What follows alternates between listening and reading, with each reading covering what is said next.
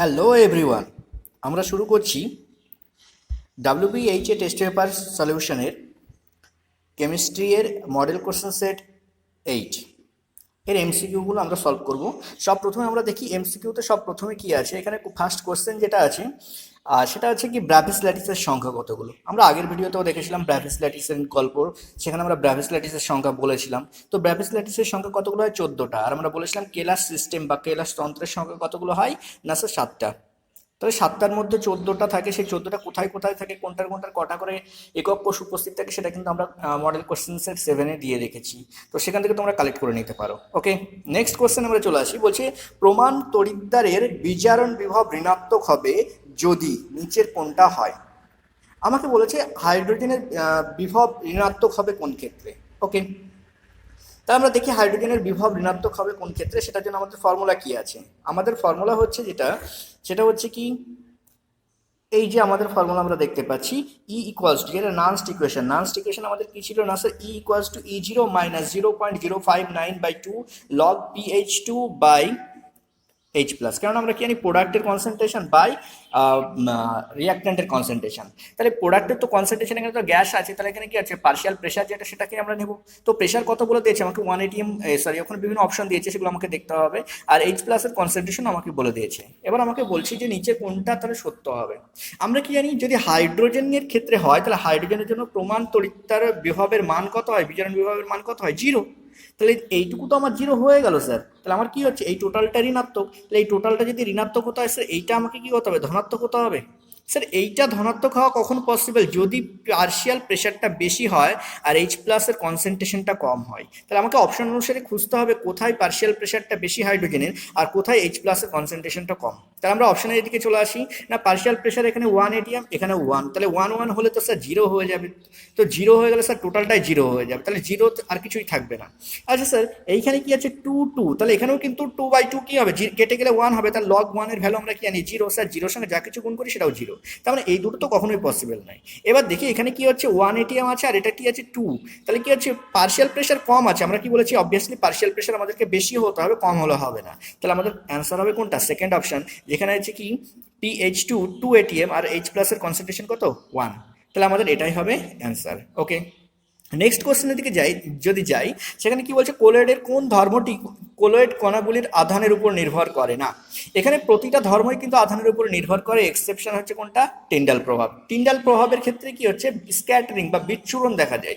এই বিচ্ছুরণের জন্য কিন্তু কোনো রকম কি হচ্ছে আধানের প্রয়োজন নেই, যে না পজিটিভ চার্জের জন্য একরকম বিচ্ছুরণ হবে, নেগেটিভ চার্জ থাকলে আরেক রকম বিচ্ছুরণ হবে, বা পজিটিভ চার্জ থাকলে হবে না, নেগেটিভ চার্জ থাকলে হবে, এরকম কোনো গল্প নেই। তার মানে কি পার্টিকেল হতে হবে এবং সেই পার্টিকেলের মধ্যে দিয়ে যখন লাইট পাস করতে যাবে তখন সেখানে কি হচ্ছে স্ক্যাটারিং ঘটবে। এটা হচ্ছে আমাদের কি মেন ফাংশনিং টিন্ডাল প্রভাবের ক্ষেত্রে। কিন্তু আমরা যদি ইলেকট্রো অসমোসিস করতে যাই, ইলেকট্রো কথার মধ্যে আছে কি তড়িৎ। তার মানে কি তড়িৎ আধানের উপস্থিতিতে অসমোসিস হবে, সেই জন্য আমরা কি বলছি ইলেকট্রো অসমোসিস। ইলেকট্রোফোরেসিসের ক্ষেত্রে এখানে তো অবভিয়াসলি, তঞ্চনের ক্ষেত্রে তো আমরা বারবারই কোনো না কোনো সেটে কোশ্চেন করেই এসেছি, যেখানে কি হচ্ছে সুলজে হার্ডি নিয়ম অনুসারে যে যদি ধনাত্মক সল হয় তাহলে ঋণাত্মক আধান দিতে হবে, যদি ঋণাত্মক সল হয় তাহলে ধনাত্মক আধান দিতে হবে তঞ্চলের জন্য। তাহলে এই যে প্রত্যেকটাই কিন্তু আধানের উপর নির্ভর করছে, এক্সেপশন কোনটা? টিন্ডাল প্রভাব। টিন্ডাল প্রভাব কিন্তু কোনোভাবে আধানের মানের উপরে নির্ভর করে না।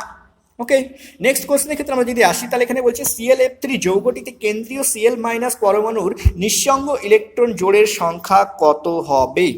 ওকে, তাহলে আমরা ClF3 ক্ষেত্রে যদি আমরা হাইব্রিডাইজেশনকে দেখি, সেটাকে আমরা আর আগে হাইব্রিডাইজেশন দেখে নিই। তাহলে ClF3 ক্ষেত্রে হাইব্রিডাইজেশন কি হবে? না স্যার আমরা হাইব্রিডাইজেশনের জন্য ফর্মুলা কি জানি? Half into V minus C plus A plus M। Okay, তাহলে আমাদের যেটা ফর্মুলা আছে সেটা হচ্ছে কি V minus C plus A plus M। V for valence electron, কার স্যার? সেন্ট্রাল অ্যাটম দিয়ে থাকবে। C for cationic charge, A for anionic charge, আর M for monovalent atom. Monovalent atom মানে কি কতগুলো একযোজী মৌল উপস্থিত আছে। আচ্ছা এখানে যদি আমরা দেখি তাহলে হাফ বসালাম। আচ্ছা V হচ্ছে ভ্যালেন্স ইলেকট্রন, তাহলে ভ্যালেন্স ইলেকট্রন কার? সেন্ট্রাল অ্যাটম কি আছে? ক্লোরিন। তাহলে ক্লোরিনের ভ্যালেন্স ইলেকট্রন স্যার আমরা জানি 7টা হয়ে থাকে, তাহলে 7 মাইনাস ক্যাটায়নিক চার্জ নেই স্যার, অ্যানায়নিক চার্জ নেই স্যার, কি আছে স্যার মনোভ্যালেন্ট অ্যাটম কটা আছে স্যার তিনটে, কেননা কি আছে ফ্লোরিন আমরা জানি কি হ্যালোজেন, আর হ্যালোজেন মানে একযোজী মৌল। তাহলে স্যার 7 3 10, 10/2 কত 5 স্যার, তার মানে হাইব্রিডাইজেশন নাম্বার কত 5। আর হাইব্রিডাইজেশন নাম্বার যদি 5 হয় আমরা জানি সেটা কি হচ্ছে sp3d হাইব্রিডাইজড হয়। আর স্যার sp3d হাইব্রিডাইজড যদি হয় তাহলে তার স্ট্রাকচারটা কেমন হয় না Cl, এই উপরে নিচে এফ থাকবে, কারণ আমরা জানি অ্যাক্সিয়াল পজিশনগুলোতে এফ থেকে যাবে। আর যেটা ইকুয়েটোরিয়াল পজিশন যেগুলো আছে এই পজিশনগুলো স্যার, এই পজিশনগুলোতে কিন্তু এফ থাকবে, মানে থাকতেও পারে নাও পারে, এবার সেটা ডিপেন্ড করছে কতগুলো আছে। আমরা দেখতে পাচ্ছি 3টে এফ আছে, তাহলে 2টো এফ তো আমরা পেয়ে গেছি, আর একটা এফ কোথায় পাবো আমরা ইকুয়েটোরিয়াল পজিশন, আর 2টো লোন পেয়ার থাকবে যারা কি হচ্ছে এইরকম পজিশনে অবস্থান করবে। তাহলে আমরা দেখতে পাচ্ছি কি ClF3 ক্ষেত্রে কি হচ্ছে না 3টে বন্ড পেয়ার আছে আর 2টো লোন পেয়ার আছে। ওকে, তাহলে আমাদের লোন পেয়ার সংখ্যা কত হবে, তাহলে বন্ড পেয়ার সংখ্যা কত 3 আর লোন পেয়ার সংখ্যা কত 2। ওকে, তাহলে আমরা কি দেখতে পাচ্ছি এখানে নিঃসঙ্গ ইলেকট্রন জোড়ের সংখ্যা বের করতে বলেছে, তার মানে কি আমাদের লোন পেয়ারের সংখ্যা, তাহলে লোন পেয়ার কতগুলো স্যার 2টো লোন পেয়ার পেয়েছি আমরা। ওকে স্যার, তাহলে আমরা কি দেখতে পাচ্ছি এখানকার অ্যান্সারটা যদি দেখি, তাহলে আমাদের এটার অ্যান্সার ছিল বি, আর এইখানে স্যার আমরা অ্যান্সার পাচ্ছি তাহলে কত 2 জোড়া। তাহলে স্যার 2 জোড়া আমরা নিঃসঙ্গ ইলেকট্রন জোড় দেখতে পাচ্ছি 2টো। ওকে, এবার আমরা পরের কোশ্চেনে চলে আসি, ল্যান্থানয়েড সংকোচনের কারণ কি। ল্যান্থানয়েড সংকোচন এটা কি হচ্ছে এফ ব্লক মৌলগুলোর ক্ষেত্রে দেখা যায়। আমরা কি জানি জার্কোনিয়াম আর হাফনিয়াম পরপর অবস্থান করে কত নম্বর গ্রুপে না স্যার 4 নম্বর গ্রুপে। টাইটেনিয়াম, জার্কোনিয়াম, হাফনিয়াম এরকম স্যার পরপর আছে। তো স্যার এই যে জার্কোনিয়ামের আগে আছে কি স্যার ল্যান্থানাম, আর এর আগে আছে স্যার অ্যাক্টিনিয়াম। এইখানে স্যার আমরা জানি এই ল্যান্থানামের সঙ্গে আর অ্যাক্টিনিয়ামের সঙ্গে 14টা মৌল সমধর্মী বিশিষ্ট একসঙ্গে অবস্থান করে, যাদেরকে আমরা এফ ব্লক মৌল বলে থাকি। তাহলে স্যার এই যে এফ ব্লক মৌলগুলোর উপস্থিতির জন্য কিন্তু এই যে জার্কোনিয়াম বা হাফনিয়ামের সাইজ কিন্তু প্রায় সেম হয়ে থাকে। কেন স্যার প্রায় সেম হয়, নিশ্চয়ই সেখানে কি হচ্ছে কোনো একটা অ্যাট্রাকশন ফোর্স তো কাজ করছে অলৌকিকভাবে। তাহলে স্যার সেই এটা কত না সেটাই আমরা দেখতে পাবো কি এখানে স্যার, যদি আমরা এখানে দেখি তাহলে স্যার ল্যান্থানয়েড সংকোচনের ক্ষেত্রে আমরা কি দেখতে পাবো না এফ কক্ষকের, এফ অরবিটালের যে আবরণী ক্ষমতা বা স্ক্রিনিং ইফেক্ট সেটা কি হয় স্যার কম হয়। তাহলে এফ উপকক্ষের বা এফ কক্ষকের আবরণী ক্ষমতা কম হওয়ার জন্য স্যার কি হচ্ছে আমাদের এই ল্যান্থানয়েড সংকোচন কিন্তু সাধারণত দেখা যায়। ওকে, তাহলে আমরা এই কোশ্চেনের অ্যান্সার কি পেলাম স্যার না ল্যান্থানয়েড সংকোচন। ল্যান্থানয়েড সংকোচনের জন্যই কিন্তু স্যার আমরা এরকমটা দেখে থাকি কি এফ ব্লকের কম আবরণী প্রভাবের জন্য। ওকে, তাহলে স্যার আমাদের অ্যান্সার কি আসছে না এফ কক্ষকগুলির নগণ্য আবরণী ক্ষমতার জন্যই কিন্তু স্যার ল্যান্থানয়েড সংকোচন দেখা যায়। পরের কোশ্চেনে চলে আসি, বলছে জটিল যৌগে উপস্থিত ধাতব পরমাণুটি কোনটির মতো আচরণ করে। আচ্ছা, আমরা জানি কি জটিল যৌগের ক্ষেত্রে কি হয় সেন্ট্রালে একটা মেটাল আয়ন বা অ্যাটম থাকে, আর চারিপাশ থেকে কি হচ্ছে লিগ্যান্ডগুলো তাকে কি হচ্ছে ডোনেট করতে থাকে। মেবি 4টে লিগ্যান্ড, মেবি 6টা লিগ্যান্ড, সেটা টেট্রাহেড্রালি সাজাতে পারে থাকতে পারে বা অক্টাহেড্রালি থাকতে পারে বা স্কোয়ার প্ল্যানারেও থাকতে পারে। তো যেমনভাবেই থাকুক না কেন এই যে লিগ্যান্ডগুলো আছে তারা কি করছে লোন পেয়ার ডোনেট করছে, আর এই যে সেন্ট্রাল অ্যাটমটা আছে মেটাল অ্যাটম সেটা কি করছে সেটাকে অ্যাকসেপ্ট করছে। আমরা ক্লাস 11-এ শিখেছিলাম লুইস অ্যাসিড এবং লুইস ক্ষার এর সংজ্ঞা। তাহলে লুইস অ্যাসিডের সংজ্ঞা কি ছিল না স্যার, যে সমস্ত মৌল বা যে সমস্ত আয়নগুলি লোন পেয়ার গ্রহণ করতে পারে, নিঃসঙ্গ ইলেকট্রন জোড় গ্রহণ করতে সক্ষম, তাদেরকে স্যার আমরা লুইস অ্যাসিড বলি। আর যারা স্যার লোন পেয়ার দান করতে সক্ষম তাদেরকে আমরা কি বলি স্যার লুইস বেস বলি। তাহলে এখানে কি হচ্ছে যেহেতু সেন্ট্রাল মেটাল অ্যাটমটা কি করছে স্যার লোন পেয়ার গ্রহণ করছে, তাহলে এ কি হবে স্যার এ হচ্ছে কি না লুইস অ্যাসিড, আর যেহেতু লিগ্যান্ডগুলো দান করছে তাহলে লিগ্যান্ডগুলো কি হবে লুইস বেস। সো আমাদের এখানে অ্যান্সার হচ্ছে কি আমাদেরকে চেয়েছে কেন্দ্রীয় ধাতব পরমাণু সম্পর্কে, তাহলে ধাতব পরমাণুটা কি হচ্ছে স্যার লোন পেয়ার গ্রহণ করছে, তাই এ হবে কি লুইস অ্যাসিড। তাহলে লুইস অ্যাসিড মানে ডি অপশন। আর যদি বলতো লিগ্যান্ড তাহলে কি হতো লুইস ক্ষার হতো। পরের কোশ্চেন আমরা আসি, নিচের কোনটি শুধুমাত্র SN2 বিক্রিয়ায় নিউক্লিওফিলিক প্রতিস্থাপন বিক্রিয়ায় অংশগ্রহণ করে। তার SN2 বলেছে, আর SN2 বিক্রিয়ার ক্ষেত্রে আমরা ক্রম কি জানি 1 ডিগ্রি সব থেকে বেশি হবে SN2, তারপরে 2 ডিগ্রি হবে, তারপরে 3 ডিগ্রি হবে। তো আমরা যদি এখানে সিকোয়েন্স দেখি তাহলে বলছি ইথাইল ক্লোরাইড যেটা আছে সেটা কিন্তু কি হচ্ছে আমার 1 ডিগ্রি। তাহলে যেহেতু এটা 1 ডিগ্রি তাই এটা কি করবে আমাদের SN2 বিক্রিয়া সম্পন্ন করবে। ওকে, বাকিরা সবাই কি হচ্ছে বিভিন্ন রকম বিক্রিয়া সম্পন্ন করবে, যেমন বেঞ্জাইল ক্লোরাইডের ক্ষেত্রে আমরা দেখতে পাবো কি সেখানে আমাদের কি হতে পারে বেঞ্জাইল ক্লোরাইডের ক্ষেত্রে প্রতিস্থাপন বিক্রিয়া হতে পারে, ইলেকট্রোফিলিক প্রতিস্থাপন বিক্রিয়া হতে পারে, নিউক্লিওফিলিক প্রতিস্থাপন বিক্রিয়া খুব কম ক্ষেত্রেই দেখা যায়। ক্লোরোফিল সরি ক্লোরোবেনজিনের ক্ষেত্রে এটা। তাহলে ক্লোরোবেনজিনের ক্ষেত্রে আমরা কি কি দেখতে পাবো? না স্যার এখানে কি হচ্ছে ইলেকট্রোফিলিক প্রতিস্থাপন বিক্রিয়া আমরা বেশি দেখতে পাবো। আচ্ছা স্যার, আর তার সঙ্গে কি হতে পারে, অ্যাডিশন বিক্রিয়া হতে পারে, অ্যাডিশন বিক্রিয়াও আমরা দেখতে পেতে পারি। আচ্ছা SN2 ক্ষেত্রে গল্প স্যার এখানে সরি বেঞ্জাইল ক্লোরাইডের ক্ষেত্রে কি হতে পারে? না স্যার ফ্রি রেডিক্যাল রিয়াকশন হতে পারে, ফ্রি রেডিক্যাল রিয়াকশন হতে পারে। কিন্তু আমাদের এই কোশ্চেনে কি চেয়েছে স্যার, বলছি SN2 পদ্ধতিতে নিউক্লিওফিলিক প্রতিস্থাপন, সেটা কি হবে স্যার? Ethyl chloride. এখানে আমরা সলিউশন পেপারে দেখিয়েও দিয়েছি, এখানে আমাদের প্রত্যেকটা কোশ্চেনের অ্যান্সার সলিউশন পেপারে আছে, সেখান থেকে আমরা দেখতে পাবো।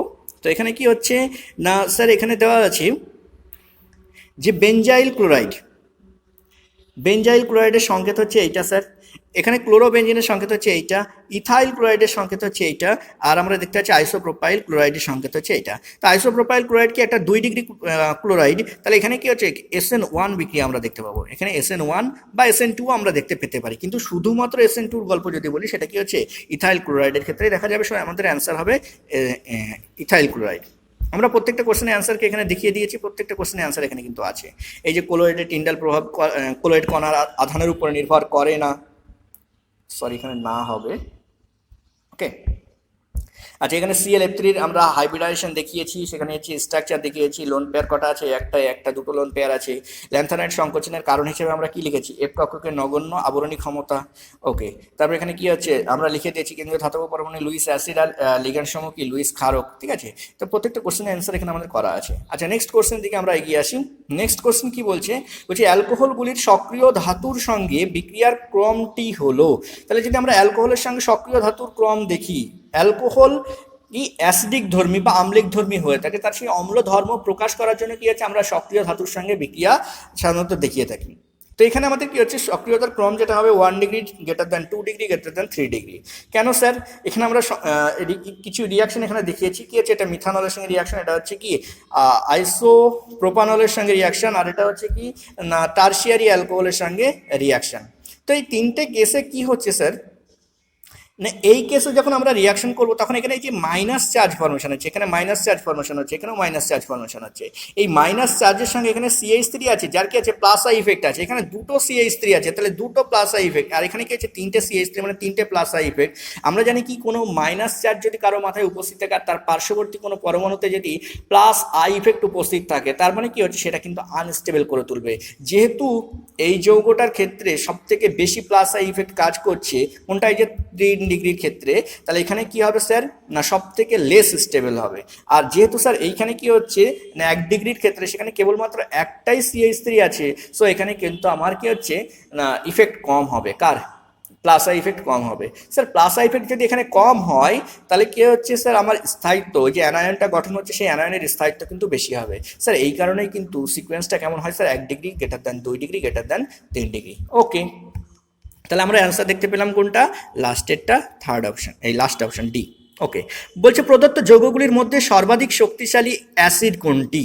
আবার সেই অ্যাসিডের গল্প, অ্যাসিডের গল্পের ক্ষেত্রে আমরা কি জানি না যে কোনো কার্বক্সিলিক অ্যাসিড থেকে এই যে আমার RCOOH আছে, এখান থেকে কি করছি আমি প্রথমে H+কে বার করে দেব, দিয়ে যেটা O মাইনাস গঠন হবে RCOO মাইনাস, এইটার স্টেবিলিটিকে দেখতে হবে। বলছে যার ক্ষেত্রে RCOO মাইনাসের স্টেবিলিটি যত বেশি হবে, এর স্টেবিলিটি যত বেশি হবে তার ক্ষেত্রে কি হচ্ছে স্যার আম্লিকতা তত বেশি হবে, অর্থাৎ অ্যাসিডিক স্ট্রেংথ তত বেশি হবে, অ্যাসিডিক স্ট্রেংথ তত বেশি হবে। এখন স্যার মাইনাস চার্জ আছে, তার মানে কি হচ্ছে সেখানে যদি মাইনাস আই ইফেক্ট উপস্থিত থাকে তাহলে কিন্তু সব থেকে বেস্ট, সব থেকে স্টেবিলিটি বেশি হবে। এখন কথা হচ্ছে স্যার এখানে দেখি অপশনগুলো, এখানে ফার্স্ট অপশন যেটা বলেছে সেখানে একটা Cl আছে, Cl আছে মানে কি স্যার মাইনাস আই ইফেক্ট আছে, এখানে কিন্তু কোনো মাইনাস আই ইফেক্ট নেই, এটা কি আছে স্যার প্লাস আই ইফেক্ট, এখানে স্যার কোনো ইফেক্টই নেই, আর এখানে স্যার মাইনাস আই ইফেক্ট আছে কিন্তু অনেক দূরে, এখানে কি হচ্ছে COOH এর সঙ্গেই কিন্তু আমাদের Cl আছে, আর এখানে কি হচ্ছে COOH থেকে অনেক দূরে অবস্থান করছে। আমরা জানি ইন্ডাকটিভ ইফেক্টের ক্ষেত্রে কি হচ্ছে যত দূরত্ব বাড়বে তত তার কিন্তু ইফেক্ট কমবে, তত তার ইফেক্ট কমবে, তার মানে কি হচ্ছে আমাদের এখানে কিন্তু স্যার ইফেক্ট কি হবে, আলটিমেটলি ইফেক্ট কমবে, ওকে।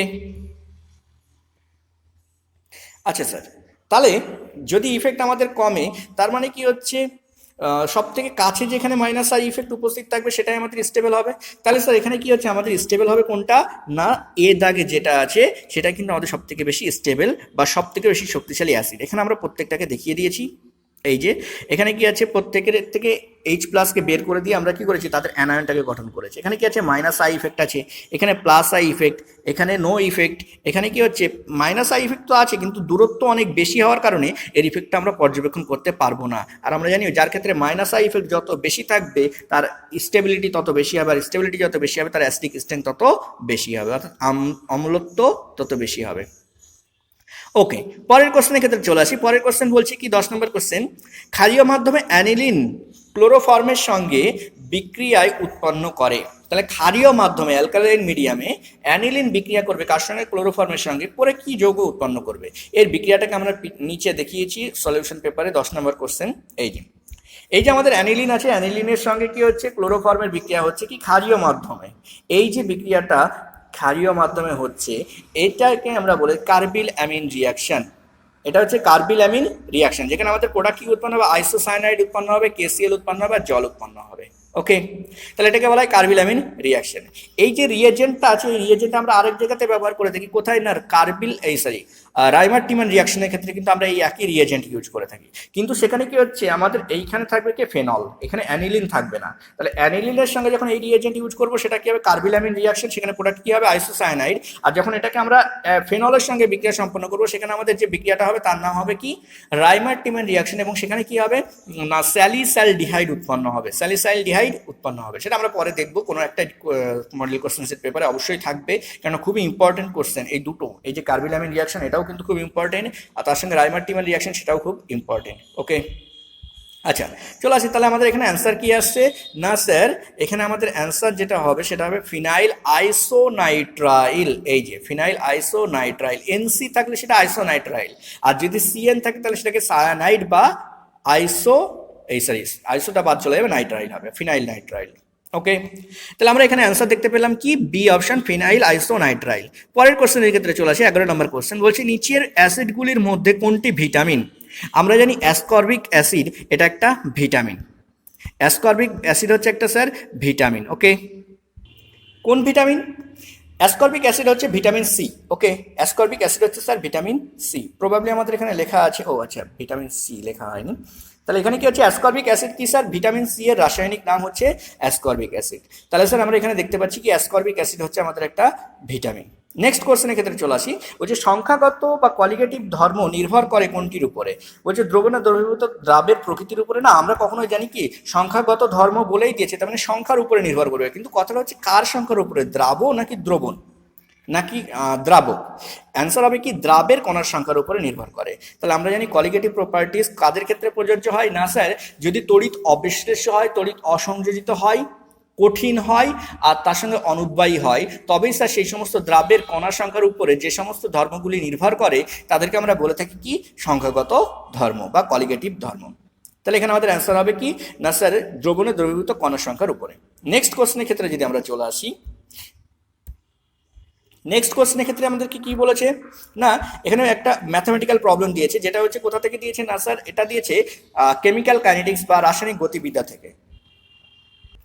তাহলে রাসায়নিক গতিবিদ্যা থেকে এই কোশ্চেনটা দিয়েছে, এখানে আমাদেরকে কি বের করতে বলেছে, বিক্রিয়ার ক্রম বের করতে বলেছে। এর জন্য আমরা একটা ফর্মুলা আজকে শিখে নেব, এই ফর্মুলাটা শিখে রাখবে, কারণ এটা কিন্তু নিটের যারা প্রিপারেশন করছো তাদের জন্য কিন্তু খুব একটা ইম্পর্টেন্ট একটা কোশ্চেন, এখান থেকে বিভিন্ন রকমের কোশ্চেন আসে। তো এখানে কি হচ্ছে না, অ্যাসিটালডিহাইডের একটা স্যাম্পল আমাদেরকে দিয়েছে, সেটার কি হচ্ছে বিয়োজন হচ্ছে। তাহলে বিয়োজন হলে অ্যাসিটালডিহাইড থেকে আমরা পাবো CH4 মিথেন আর পাবো কার্বন মনোঅক্সাইড। এখন বলছি এই ক্ষেত্রে কি হচ্ছে না, যখন এত কি হচ্ছে না, বিক্রিয়ার হার যখন এত 1 টর পার সেকেন্ড, তখন কিন্তু সেখানে কতটুকু 5% কি হচ্ছে রিয়াকশন করেছে, বিক্রিয়া নষ্ট হয়েছে। তাহলে 95% তখন পর্যন্ত কি আছে, আনরিয়াক্টেড আছে, অর্থাৎ বিক্রিয়া হয়নি, অপরিবর্তিত অবস্থায় আছে।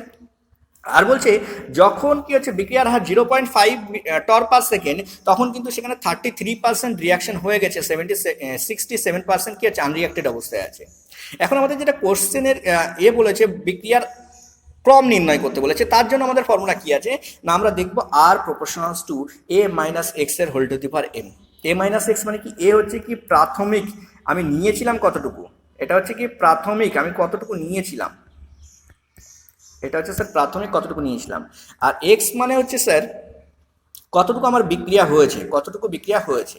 তাহলে স্যার যেটুকু আমি নিয়েছিলাম তার থেকে যদি কতটুকু বিক্রিয়া হয়েছে সেটা বাদ দিই, তাহলে যেটা অবশিষ্ট সেটাই পাবো। তার মানে স্যার আনরিয়াক্টেড স্যাম্পল কতটুকু আছে সেটা হচ্ছে A-X, আর এমটা কি স্যার পাওয়ারে, সেটা হচ্ছে কি অর্ডার অফ রিয়াকশন। তাহলে স্যার এই যে ফর্মুলাটা, সেখানে যদি আমরা দুই কেসের জন্য R1 আর R2 জন্য অ্যাপ্লাই করি, তাহলে কি আসবে আমাদের স্যার? ফর্মুলা আসবে R1/R2 = A-X1/A-X2, কারণ ফার্স্ট তো আমরা একই পরিমাণে নিয়েছিলাম, এটা কিন্তু কখনো চেঞ্জ হবে না। ওকে, তাহলে A-X1/A-X2 এর whole to the power m। আচ্ছা স্যার, A-X1 করলে আমরা কত পাচ্ছি? 0.95, আর A-X2 করলে কত পাচ্ছি আমরা? 0.67। কেন স্যার? এই যে পার্সেন্টেজ আমাকে বলেছে 95%, তার মানে কি 95/100, আর এখানে 67/100, তাহলে কি আছে 95/100 0.95, আর 67% মানে 67/100 মানে কত? 0.67। এটাকে ক্যালকুলেশন করলে আমরা পাবো স্যার কত? 1.41, আর আমরা জানি √2 এর ভ্যালু কত হয় স্যার? 1.414। তাহলে এই যে স্যার প্রথমে কি আছে? 1.41, তার মানে কি এটাকে আমরা √2 লিখতে পারি, আমরা ওই জন্য √2 টু দি পাওয়ার m করে দিয়েছি। তাহলে স্যার এদিকে কি করছি? এই 2টাকেও আমরা √2 আকারে লিখে নিয়েছি, দিয়ে স্যার √2 এর স্কোয়ার, আর এদিকে √2 এর টু দি পাওয়ার m। এখন যদি দুই পক্ষের তুলনা করি, তাহলে স্যার আমরা কি পাবো? m = 2। তাহলে mটা কি ধরেছিলাম স্যার? আমরা বিক্রিয়ার ক্রম। তার মানে কি হচ্ছে? এটা আমাদের বিক্রিয়ার ক্রম আমরা পেয়ে গেছি। তাহলে কত হবে বিক্রিয়ার ক্রমটা? না স্যার 2 হবে। তার মানে এটা একটা সেকেন্ড অর্ডার রিয়াকশন। তার মানে কি স্যার? এটা একটা সেকেন্ড অর্ডার রিয়াকশন। তাহলে আমরা অ্যান্সার পাচ্ছি কত? 2। ওকে, নেক্সট কোশ্চেন বলেছে নিচের প্রদত্ত কোন যৌগটির ক্ষারীয় মাধ্যমে সহজে নিরোধিত হবে? তাহলে নিম্নে প্রদত্ত কোন যৌগটি ক্ষারীয় মাধ্যমে সহজে নিরোধিত হবে? নিরোধিত হওয়া মানে কি? জল বিয়োজন করা। এখন কথা হচ্ছে ক্ষারীয় মাধ্যমে যদি বিয়োজন ঘটে, তাহলে সেখানে কি হবে? আমাদের এলিমিনেশন রিয়াকশন হবে। কোন রিয়াকশন হবে স্যার? আমরা জানি E1CB conjugate base elimination reaction, অর্থাৎ বিয়োজন বিক্রিয়া যেটাকে বলা হয়, সেই বিয়োজন বিক্রিয়া স্যার এখানে সম্পন্ন হবে।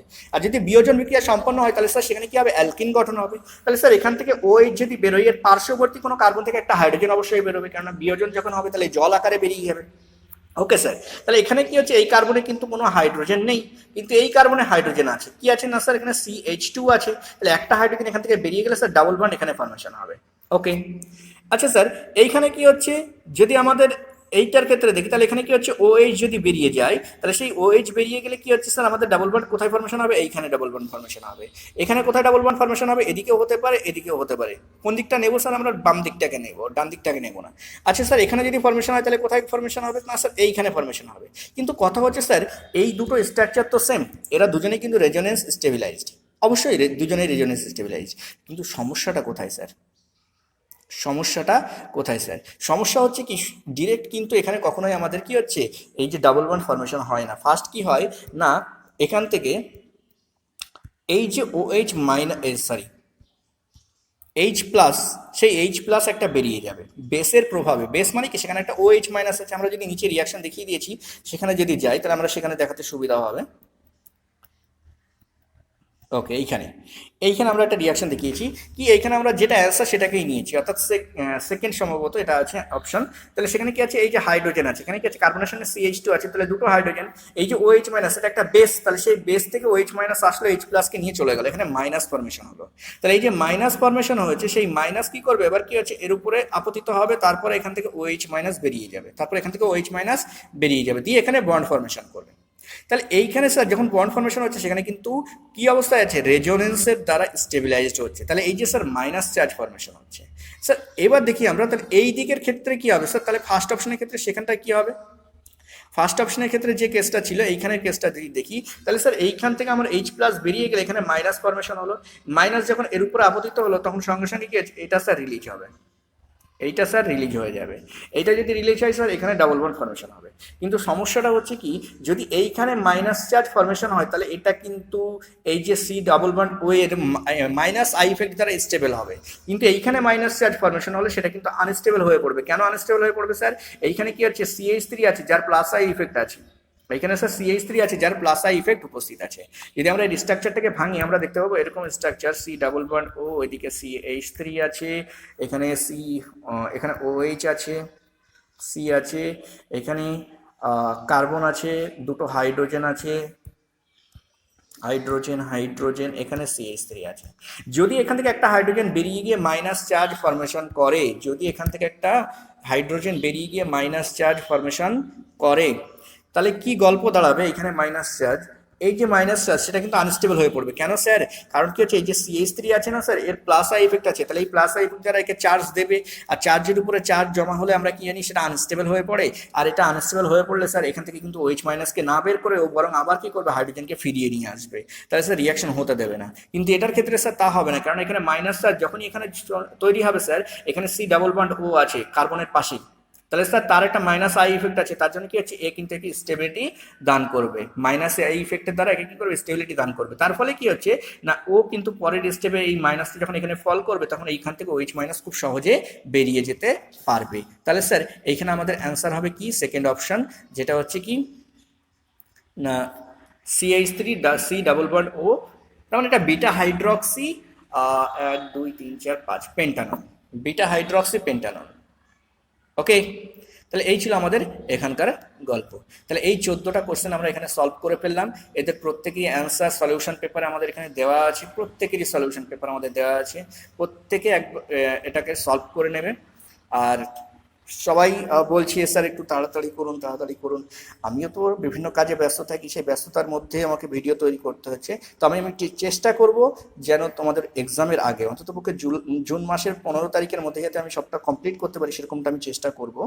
তো সবাই সুস্থ থাকো, ভালো থাকো, ভিডিওগুলোকে তোমরা দেখতে থাকো। তোমাদের এক্সাম জুলাই মাসের শেষের দিকে হবে, আমরা চেষ্টা করব জুন মাসের 15 বা 20 তারিখের মধ্যে যাতে সবটা কমপ্লিট করতে পারি। বায়োলজি, ফিজিক্স, কেমিস্ট্রি সবটাই করার চেষ্টা করব।